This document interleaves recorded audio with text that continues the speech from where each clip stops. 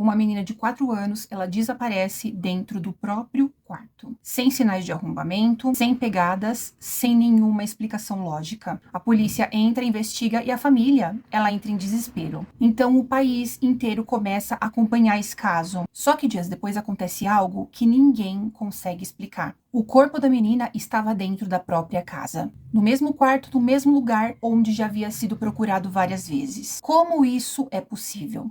Porque o caso Paulette Gebara, ele não é um caso somente de desaparecimento. É um mistério que até hoje ele levanta mais perguntas do que respostas. Esse é o difícil acreditar, e esse caso ele é um mistério até os dias de hoje.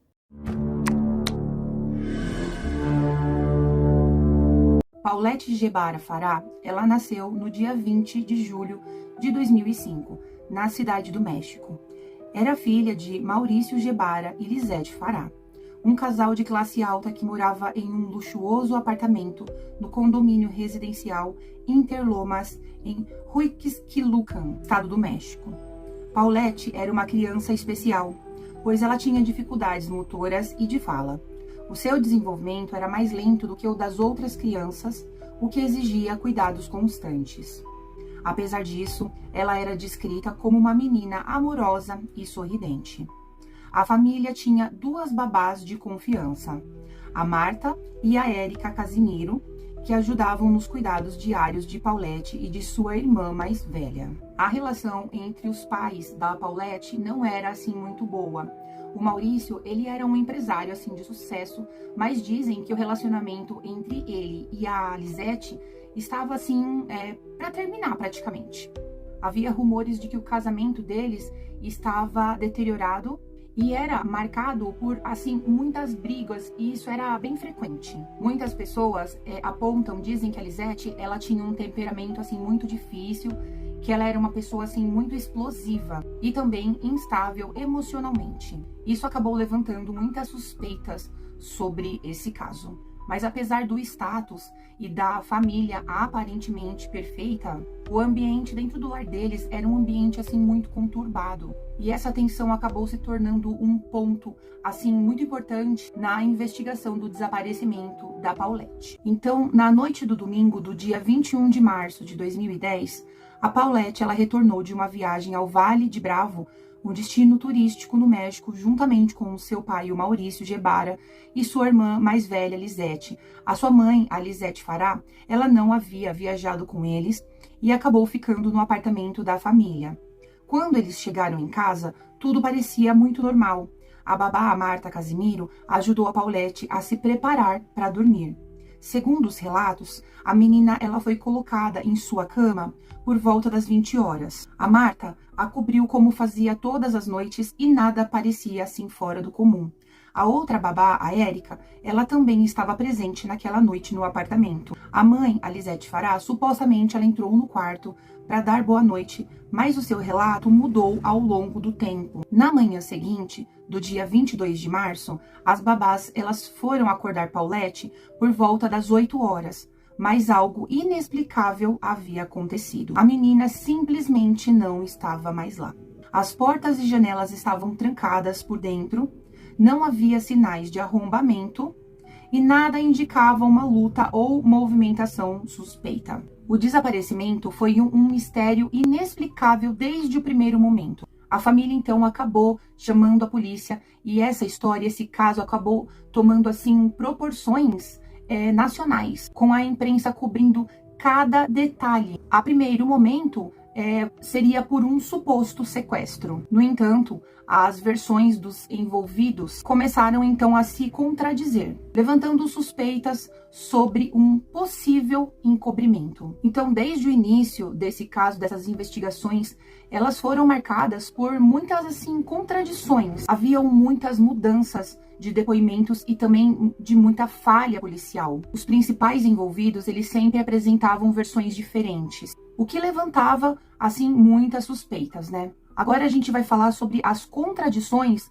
dos depoimentos de cada um desses envolvidos. No caso da Lisette Farah, a mãe da Paulette, em primeiro momento, ela disse que ela colocou a Paulette para dormir e a viu normalmente na manhã seguinte. Depois, ela acabou alterando a sua versão e afirmou que não viu a filha ao acordar. Em entrevistas à TV, a sua linguagem corporal parecia fria e distante, o que acabou chamando a atenção do público e também da polícia. Agora, referente ao Maurício Gebara, o pai da Paulette, diferente da Lisete, ele sempre afirmou que ele não viu a Paulette ao acordar. Ele acabou se mostrando assim mais colaborativo que a esposa, mas ele evitava dar opiniões diretas sobre o que poderia ter acontecido. Agora, no depoimento das babás da Marta e da Érica, as duas babás, elas mantiveram a versão de que elas colocaram a Paulette para dormir normalmente. Disseram que a mãe, ela não costumava demonstrar muito carinho pela filha, e durante os interrogatórios, elas afirmaram que a Lisete e o Maurício, eles assim discutiam frequentemente. Agora, um outro ponto muito importante desse caso foram as falhas na investigação. A casa, ela não tinha sido isolada imediatamente. O apartamento, ele tinha sido liberado para jornalistas, familiares ou quem quer que fosse estar assim andando normalmente antes que a perícia chegasse e fosse verificar o que tinha acontecido, investigar, né? Isso acabou prejudicando muito a coleta das provas. A cena do crime, ela também foi manipulada. Por exemplo, a cama da Paulette, ela foi utilizada por várias pessoas, por jornalistas. A mãe da Paulette sentou, as babás sentaram lá para dar entrevista. Muitas pessoas foram até lá, sentaram na cama. E o quarto também foi limpo várias vezes, o que acabou dificultando muito a análise forense. A mídia, ela teve acesso irrestrito a esse local. Os jornalistas, eles foram autorizados a entrar, gravar lá dentro, o que nunca poderia ter acontecido nesses tipos de casos de desaparecimento. Algumas entrevistas foram realizadas lá dentro da casa, dentro do quarto, levantando suspeitas sobre uma influência política nesse caso. Durante as investigações, a Lisete Fará, ela chamou a atenção pela sua postura fria e desinteressada. Em uma entrevista à televisão, quando perguntada sobre o que achava que havia acontecido com a Paulette, ela acabou respondendo de forma estranha e indiferente. Sequestraram a Paulette, mas tanto faz. Em um outro momento, disse que não gostava da filha porque ela tinha problemas de saúde. Essa atitude acabou colocando ela no centro das suspeitas e fez com que a polícia considerasse a possibilidade de um encobrimento dentro da própria família. A polícia, então, ela tinha algumas linhas de investigação e ela começou a trabalhar com 3 hipóteses principais. E a primeira foi de sequestro. A primeira teoria foi de que a Paulette, ela havia sido sequestrada sem deixar rastros. No entanto, não havia sinais de arrombamento ou indícios de invasão. Além disso, nenhum pedido de resgate foi feito. A segunda foi um homicídio envolvendo a família. As brigas entre a Lisete e o Maurício levantaram muitas suspeitas sobre um crime dentro de casa. A mãe demonstrava desinteresse e as babás indicaram que a Paulette não recebia muito carinho da família. A polícia, então, começou a considerar que alguém poderia estar encobrindo um acidente ou um assassinato. Terceira teoria do acidente doméstico encoberto. Outra linha de investigação foi a possibilidade de que Paulette ela poderia ter morrido acidentalmente e alguém ter tentado esconder o corpo. Após, então, 9 dias de buscas assim intensas, esse caso da Paulette acabou tomando um rumo totalmente inesperado e, na verdade, mais do que isso, chocante. No dia 31 de março de 2010, o corpo da menina acabou sendo encontrado e você não vai acreditar onde? Dentro da sua própria casa. E você não vai acreditar, mas ela estava dentro do próprio quarto, ali, do lado da cama. No mesmo quarto onde ela estava dormindo no dia em que ela desapareceu. Essa descoberta, então, acabou gerando, assim, muitas dúvidas, como, por exemplo, como que um corpo, ele poderia estar ali há tanto tempo e todo mundo passou por ali e ninguém havia percebido? O corpo dela foi encontrado entre o colchão e a estrutura da cama, posicionado de uma forma muito incomum. A Paulette, ela estava deitada de lado, com o rosto virado para baixo. O seu corpo estava enrolado em um cobertor e os seus braços estavam junto ao tronco. Havia vestígios de líquidos corporais, mas ninguém notou o cheiro durante os 9 dias de busca. Nenhum sinal visível de violência, como, por exemplo, hematomas ou ferimentos externos. A grande questão era como o corpo da Paulette passou despercebido por tanto tempo, mesmo com buscas minuciosas e o uso de cães farejadores. Após, então, a descoberta do corpo da Paulette no dia 31 de março de 2010, a autópsia oficial ela foi realizada para determinar a causa da morte.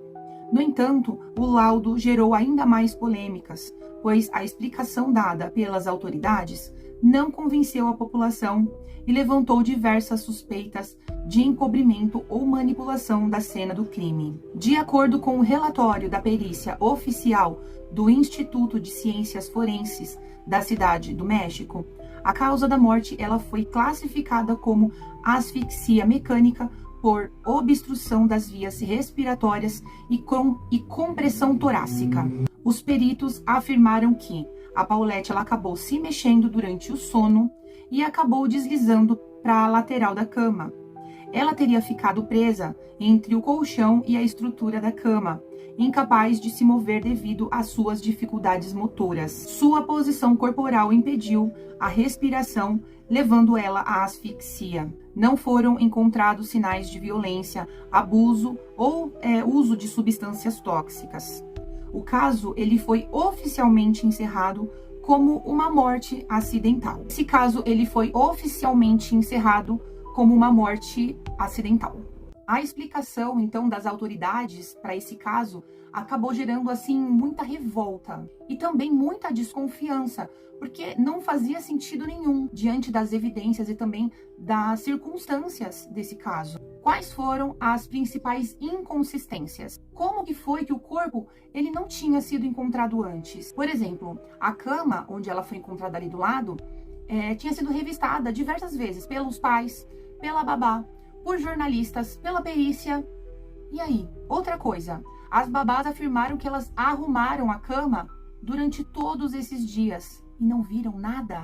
Outro detalhe, os policiais e nem os cães farejadores, eles não encontraram nada, nenhum vestígio e nada. Isso acabou levantando assim muitas suspeitas de que provavelmente esse corpo ele foi colocado lá depois, porque para pensar, gente, não é possível isso. A Paulette, supostamente, ela morreu no dia 22 de março, mas o corpo dela só foi encontrado 9 dias depois. Então aí a gente começa a pensar que 9 dias depois esse corpo ele já estava em decomposição. E um corpo em decomposição, ele emite um forte cheiro.